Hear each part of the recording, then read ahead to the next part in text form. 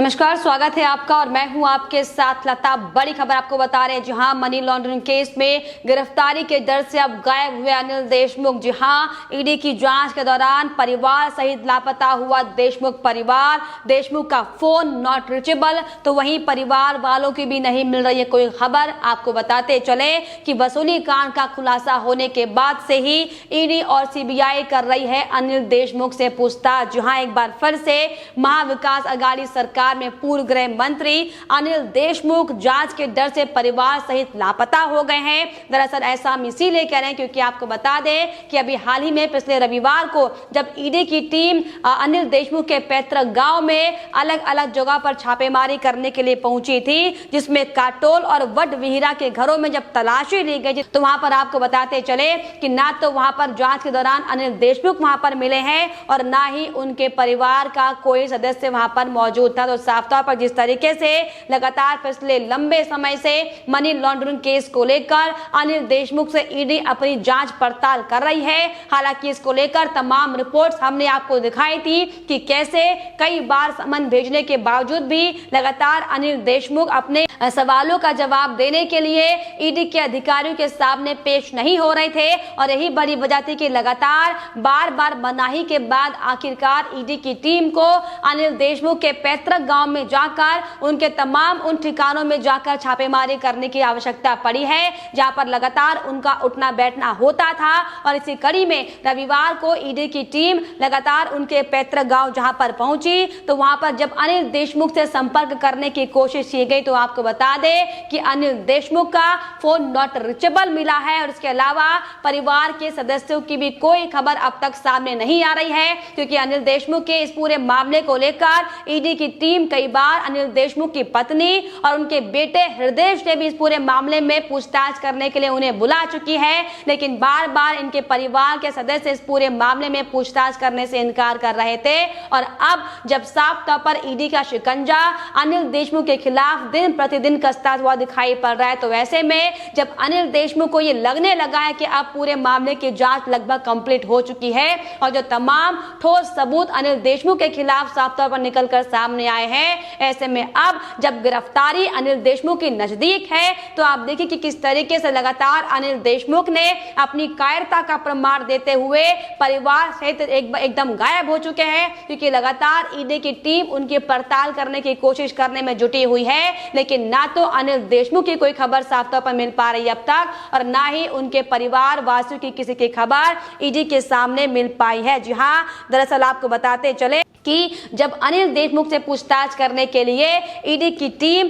काटोल और वडविहीरा के आवास के बाहर पहुंची थी तो वहां पर अनिल देशमुख तो हालांकि मौजूद नहीं थे, लेकिन उनके तमाम समर्थक इकट्ठा होकर हंगामा करने की कोशिश कर रहे थे। तरह तरह की नारेबाजी वहां पर की जा रही थी और यह लगातार कहा जा रहा था कि अनिल देशमुख को ईडी की टीम से लगातार प्रताड़ित किया जा रहा है, उन्हें झूठे आरोपों में फंसाने की कोशिश की जा रही। लेकिन आपको बता दें कि अगर वाकई आरोप झूठे हैं तो अनिल देशमुख और उनका परिवार ईडी के सामने आकर क्यों नहीं बातचीत कर रहा है? आखिर क्यों बार बार ईडी के सवालों से बचने की कोशिश अनिल देशमुख और उनका पूरा परिवार करता हुआ दिखाई पड़ रहा है? और अब यही बड़ी वजह है कि अब इस पूरे मामले को ठोस देता है कि जो तमाम सबूत अनिल देशमुख के खिलाफ निकलकर सामने आए हैं, साफ तौर पर यह बड़ी वजह है जिसकी वजह से अब गिरफ्तारी का लगातार डर अनिल देशमुख को सता रहा है, जिसके बाद वो लगातार उनके परिवार के साथ गायब हो चुके हैं। लेकिन आपको बता दें कि जिस तरीके से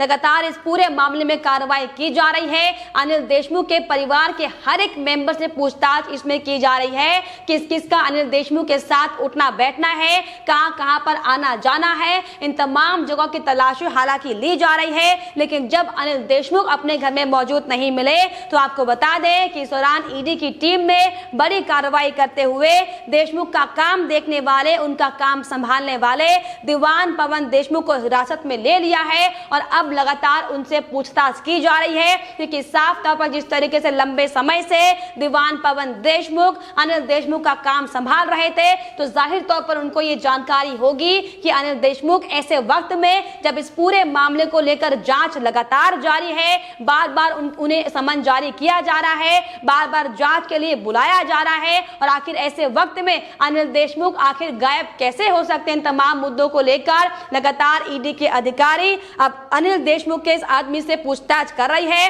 लेकिन आपको बताते चले कि एक बार फिर से जिस तरीके से अनिल देशमुख ने यह साफ तौर पर साबित कर दिया है कि हाँ, 100 करोड़ की उगाही के मामले से लेकर तमाम जो ट्रांसफर रैकेट के तमाम जो आरोप उनकी सरकार पर लग रहे थे वो उन्होंने सही साबित कर दिए हैं। और अब इसी को लेकर लगातार विपक्ष में हमलावर होता हुआ दिखाई पड़ रहा है। और इसी कड़ी में बीजेपी के वरिष्ठ नेता किरीट सोमैया ने साफ तौर पर अपना बयान देते हुए सवाल खड़े किए हैं कि आखिर ऐसे वक्त में अनिल देशमुख गायब कहां हो गए। कहीं गिरफ्तारी के डर से अनिल देशमुख भाग तो नहीं गए हैं। जहां दरअसल आपको बता दें कि किरीट सोमैया ने ट्वीट करते हुए साफ तौर पर लिखा कि अनिल देशमुख नहीं मिले हैं, लापता हैं। नागपुर, काटोल, मुंबई में भी कहीं पर भी अनिल देशमुख मौजूद नहीं है। ईडी ने 3 समन भेजे हैं और मुझे डर है कि कहीं वो भाग तो नहीं गए हैं। जी हां, इसके पहले आपको बता दें कि किरीट सोमैया ये भी साफ तौर पर बयान देते हुए कह चुके हैं कि अनिल देशमुख पर 100 करोड़ की उगाही का आरोप लगा हुआ है और अब जब ईडी उनके घर पर पहुंची है तो सब के सब गायब हैं।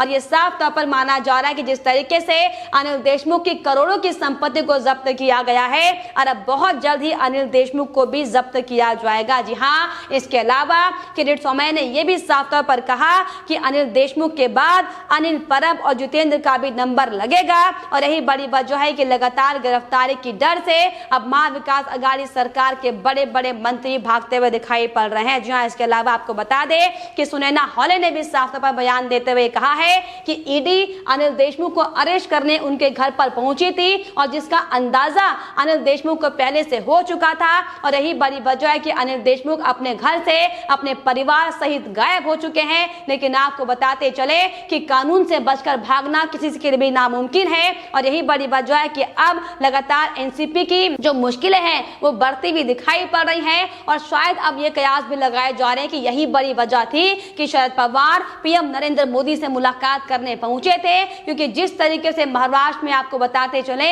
कि लगातार जो महाविकास अघाड़ी सरकार में संकट के बादल मंडराते हुए दिखाई पड़ रहे हैं, जिस तरीके से ये 3 पहियों की सरकार अलग अलग जगह पर गिरती हुई दिखाई पड़ रही है और जिस तरीके से एक के बाद एक जो एनसीपी के बड़े नेता इस पूरे मझधार में फंसते हुए दिखाई पड़ रहे हैं, दरअसल यही बड़ी वजह मानी जा रही है कि अब किसी भी वक्त सरकार टूट सकती है। और जब सरकार टूटेगी तो जाहिर तौर पर जो तमाम नाम अब तक सामने आए हैं इनके खिलाफ कड़ी से कड़ी कार्रवाई की जाएगी। और इसी कार्रवाई से बचने के लिए, जांच की आंच से बचने के लिए लगातार शरद पवार पूरी एड़ी चोटी का जोर लगाते हुए हालांकि दिखाई पड़ रहे हैं। लेकिन आपको बताते चले कि अब लगातार शिवसेना से लेकर एनसीपी से लेकर तमाम लोगों पर अब ये सवाल खड़े हो रहे हैं और लोग साफ तौर पर ये आरोप लगाते हुए दिखाई पड़ रहे हैं कि क्या अब प्रताप सरनायक की तरह भी अनिल देशमुख अंडरग्राउंड हो चुके हैं या इनसे भी कहा गया कि आप इस कमजोर वक्त में अंडरग्राउंड हो जाओ और बाकी जो भी मामला होगा हम संभाल लेंगे। जी हां, तो साफ तौर पर जिस तरीके से महाराष्ट्र में लगातार एक के बाद एक उथल पुथल मचती हुई दिखाई पड़ रही है और इसी कड़ी में जिस तरीके से एक के बाद एक तमाम खुलासे एनसीपी के बड़े बड़े नेताओं के होते हुए दिखाई पड़ रहे हैं, जिस तरीके से शिवसेना अलग थलग होती हुई दिखाई पड़ रही है, साफ तौर पर जाहिर होता है कि अब महाराष्ट्र में किसी भी वक्त सरकार गिर सकती है। और यही बड़ी वजह है कि अब इसका एहसास तीनों दलों के नेताओं को हो चुका है और इसीलिए अब सब अपने अपने कोटे के मंत्री को बचाने के लिए पुरजोर कोशिश करते हुए दिखाई पड़ रहे हैं। और यही बड़ी वजह है कि लगातार अब अनिल देशमुख फरार हो चुके हैं ऐसे मौके पर जब उन्हीं से जुड़े मामलों को लेकर लगातार ईडी से लेकर सीबीआई की टीम पूछताछ कर रही है। जी हां, हालांकि आपको बताते चले कि इसके पहले रविवार को कार्रवाई करने से पहले शुक्रवार को भी साफ तौर पर ईडी की टीम ने अनिल देशमुख के अलग अलग ठिकानों पर छापेमारी की थी, जिसमें 4 करोड़ से ज्यादा की संपत्ति को जब्त किया गया था। जिसमें साफ तौर पर आपको बता दें कि एक वर्ली में जो एक रेजिडेंशियल फ्लैट शामिल था जिसकी कीमत 1.5 करोड़ से ऊपर की बताई जा रही थी और वहीं इसके अलावा 250 करोड़ रुपए की ज्यादा की जमीन को भी जब्त किया गया था। और यही बड़ी वजह है कि लगातार अब अनिल देशमुख की मुश्किलें बढ़ती बढ़ती जा रही हैं, जिनसे घबराते हुए, जिनसे बचते हुए अनिल देशमुख अपने पूरे परिवार को लेकर हालांकि इस वक्त में गायब होते हुए नजर आ रहे हैं। लेकिन आपको बता दें कि जिस तरीके से इस पूरे मामले को लेकर अनिल देशमुख के पीए पलांडे और कुंदन शिंदे की जो पूछताछ के बाद गिरफ्तारी हो चुकी है, जिस तरीके से उनसे भी लगातार छानबीन पुलिस करने की कोशिश कर रही है, तो तमाम अहम खुलासे अब साफ तौर पर सामने आ रहे हैं। ये बड़ी वजह है कि लगातार अनिल देशमुख अब डरे हुए हैं, क्योंकि जिस तरीके से परमवीर सिंह ने साफ तौर पर आरोप लगाते हुए 100 करोड़ की उगाही का आरोप अनिल देशमुख पर लगाया था और जो उद्धव ठाकरे को पत्र लिखकर इस पर कार्रवाई करने की बात कही थी, जिसके बाद साफ तौर पर